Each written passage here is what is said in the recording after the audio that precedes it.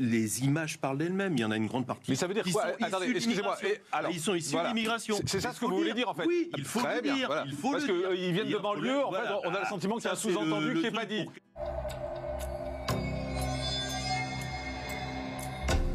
Je fais référence à un sociologue qui est au Collège de France et qui a fait tout un cycle de conférences sur l'histoire de la violence.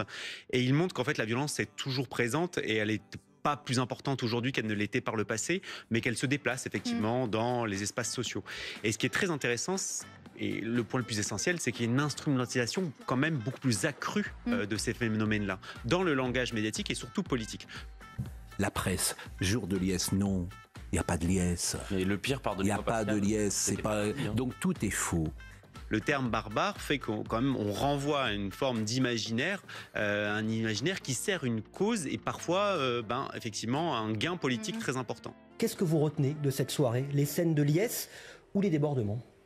Les deux, malheureusement, mais d'abord, évidemment, il faut féliciter l'équipe de France. C'est toujours... La justice antiterroriste se saisit d'une affaire de meurtre entre voisins. Un homme est en effet soupçonné d'avoir tué un Tunisien et blessé un Turc samedi soir parce qu'il voulait s'en prendre à des étrangers. Il avait publié des vidéos racistes. Au moment de l'assassinat, il a publié 2 vidéos dans lesquelles il appelle les Français à se révolter et à tirer sur la population maghrébine. Que serait un monde sans la philosophie? Eh bien, ce serait une statue muette. Il n'y aurait plus rien dedans. Il n'aurait pas d'âme. À 42 ans, ce natif de Gdansk a un profil atypique. Ce boxeur amateur, ancien hooligan passé qu'il revendique, est aussi soupçonné d'être proche des milieux mafieux. Historien de profession, il est aussi un grand admirateur de Donald Trump. Le président, s'il n'a qu'un rôle honorifique, dispose d'une arme constitutionnelle, le droit de veto, qui peut bloquer toute réforme, comme le droit à l'avortement ou le maintien du soutien à l'Ukraine.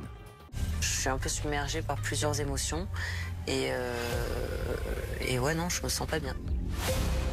La Russie maintient la pression. Il y a quelques semaines, au tour de l'ancien président russe Dmitri Medvedev de menacer directement la Finlande, en même temps que la Suède, autre nouveau membre de l'OTAN. Désormais, ils appartiennent à un bloc qui nous est hostile, ce qui signifie qu'ils peuvent être considérés comme une cible potentielle par nos forces armées. La statue de cire d'Emmanuel Macron a été dérobée au musée Grévin, puis placée devant l'ambassade de Russie à Paris. Ce sont des militants de Greenpeace qui ont revendiqué l'action pour protester, disent-ils, contre les liens économiques qui perdurent malgré la guerre entre la France et la Russie. Puy-de-Dôme, Loire, Vosges, plusieurs départements ont été frappés hier soir par de violents orages. Il y a eu de nombreux dégâts. Comme soufflé, le toit de ces maisons s'est envolé. Dans ce hameau, ne restent parfois que les murs des habitations. Des nuages noirs captés quelques minutes plus tôt par cette vidéo amateur. En plus des rafales de vent à près de 200 km/h, des grêlons atteignant 12 cm de diamètre ont fait de gros dégâts. Rares sont les véhicules à avoir été épargnés. Les pare-brises ont volé en éclats, les carrosseries tordues et les vitres des maisons ont explosé. C'est l'apocalypse, voilà. En quelques secondes seulement, l'affolement à 3000 mètres d'altitude. Incroyable. Tout le monde est en panique, tout le monde descend. Ah, un truc de ouf là. Une explosion vient de se produire au sommet de l'Etna.